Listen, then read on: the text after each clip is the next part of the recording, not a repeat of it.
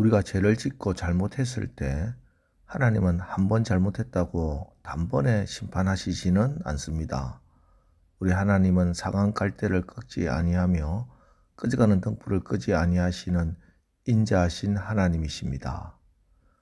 그래서 때로는 환경으로 말씀하시고 때로는 사람들의 입을 통해서 들려주시고 또 때로는 우리의 양심으로 깨닫게 하시고 여러 가지 다양한 방법으로 우리를 돌이키고 결단하도록 도우십니다. 문제는 하나님의 말씀을 듣고 마음에 찔림이 있을 때 우리가 결단하지 못하는 것이 큰 문제입니다.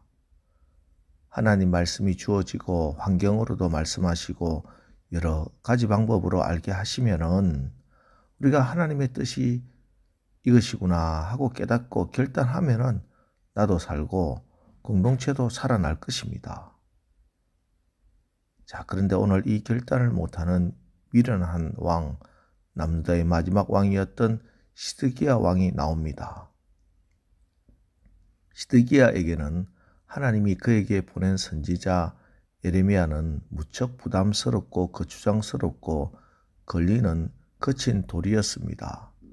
그는 왕의 기분을 맞추어 주고 귀에 단말을 하는 아부하는 사람이 아니었습니다. 나라가 망할 것이라고 예언하고 이 나라가 바벨론에게 철저하게 무너질 것이라고 가감없이 있는 그대로 선포해 버립니다. 성전에 가서도 시장에 가서도 사람들이 많이 모이는 곳이면 어김없이 나타나서 하나님의 말씀을 전했습니다. 애국자적인 기질이나 이 나라가 평안할 것이라고 말하는 걸 들어본 적이 없습니다. 그래서 그 앞에 있으면은 왕의 자존심은 여지없이 속절없이 무너져 내립니다. 그래서 에레미야는 시드기야 그에게 거친 돌이었고 왕이 볼 때 그는 좀 사라져 줬으면 하는 존재였습니다. 하지만 반면에 또 다른 입장에서 보면 에레미야야말로 시드기야에게 주신 하나님의 귀중하고 가장 소중한 선물입니다. 왕에게 에레미야를 통해 들려주시는 말씀 듣고 돌이키라는 하나님의 귀중한 손길이었습니다. 불편해도 그 말씀 듣고 돌이키기만 하면은 망하지 않고 회복되고 살아날 것입니다. 그래서 하나님은 끝까지 그에게 기회를 주시고 때로는 이런 방식으로 때로는 저런 방식으로 하나님이 말씀을 또 바꾸고 상황을 바꾸어서 그에게 끊임없이 깨닫게 하시고 들려주시는 것입니다. 지금 에레미야는 상당히 어려운 처지에 빠져 있습니다. 6절 그들이 에레미야를 끌어다가 감옥들에 있는 왕의 아들 말기야의 구덩이에 던져 넣었을 때 에레미야를 줄로 달아 내렸는데 그 구덩이에는 물이 없고 진창뿐이므로 에레미야가 진창 속에 빠졌더라. 에레미야가 진창 속에 빠져서 이제 떡이 떨어지면은 그는 죽을 수밖에 없는 운명에 처해 있습니다. 그가 끊임없이 예루살렘의 멸망, 유다 멸망을 선포한 것은 자기가 하고 싶어서 한 것이 아니고 하나님이 그에게 전하라고 했기 때문에 한 겁니다.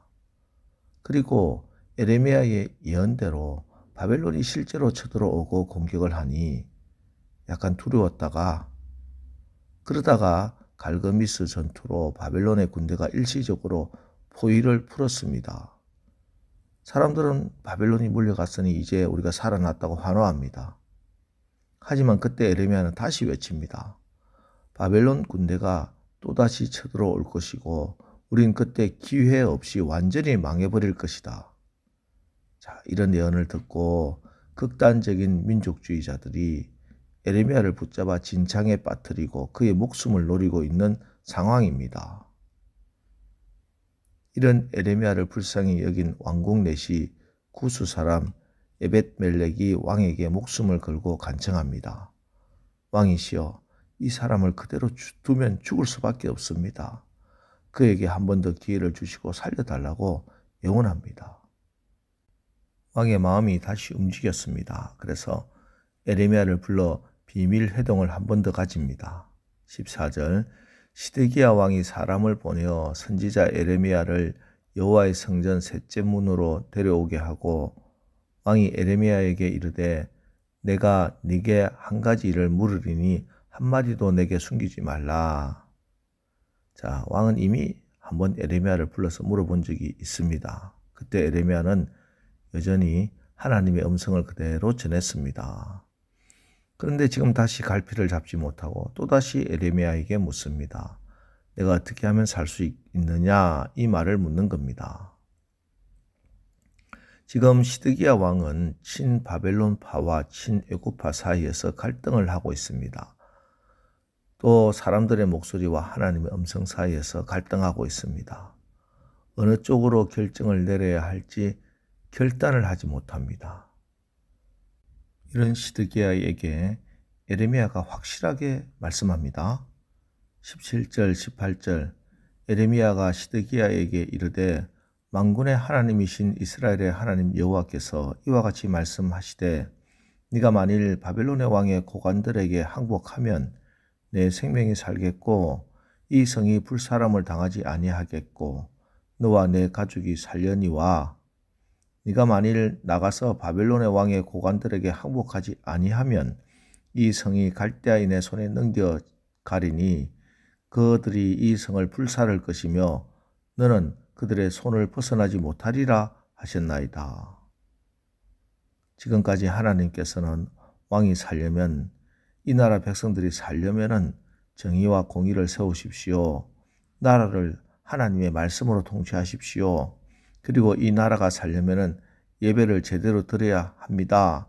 하나님 앞에 진실한 예배로 나아가십시오. 친애굽도 친바벨론도 아닌 하나님 편에 서십시오.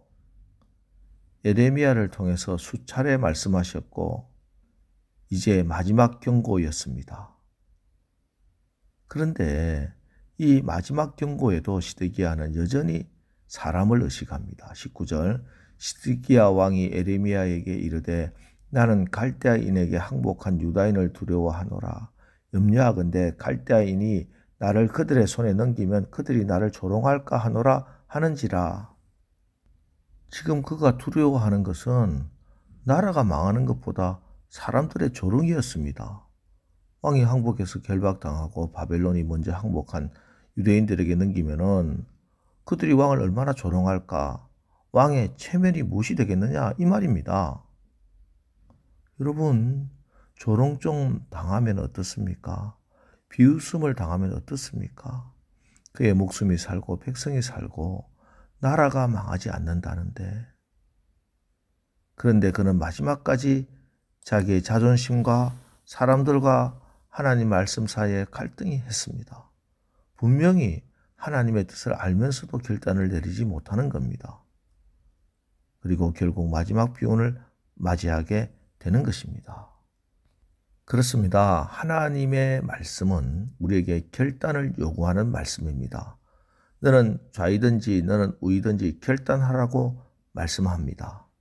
네가 하나님 편에 설 것이냐 사람 편에 설 것이냐 하나님을 기쁘게 할 것이냐 사람을 기쁘게 할 것이냐 너의 자존심을 상하지 않도록 살아갈 것이냐 아니면 자존심 버리고 너의 영원히 사는 결단을 할 것이냐. 하나님은 우리에게 끊임없이 결단을 요구하십니다. 하나님의 말씀이 결단을 요구하실 때 무엇이 우리의 결단을 가로막습니까? 때로는 자존심이, 때로는 사람들이 보는 눈이, 때로는 내가 살아왔던 경험이 우리의 결단을 가로막기도 하고 때로는 여러 가지 인간적인 얽히고 설킨 관계가 우리의 결단을 가로막기도 하고 때로는 내가 이렇게 결단하면 금전적인 손해가 주을 것이 두려워서 결단을 가로막기도 합니다. 하지만 이 모든 것이 우리의 영혼보다 소중하지 않습니다. 하나님께서 우리에게 주시는 이 결단의 시간을 놓치지 않기를 간절히 바랍니다.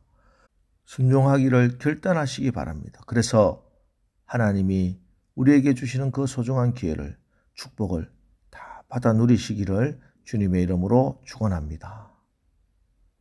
기도하겠습니다. 하나님, 오늘도 하나님은 우리에게 말씀을 주시고 결단하도록 요구하십니다.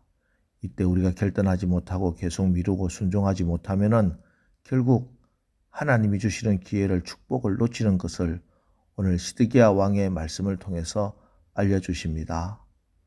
하나님, 오늘 기도 가운데 우리가 분명히 하나님의 뜻인 줄 알고도 여러 가지 장애로 결단하지 못하고 있는 것이 있다면 우리의 결단할 수 있는 결단력을 주시옵소서. 그래서 우리 하나님의 인자하심과 공의로우심을 온 세상에 드러내는 귀한 하루를 살게 하옵소서. 예수님의 이름으로 기도합니다. 아멘.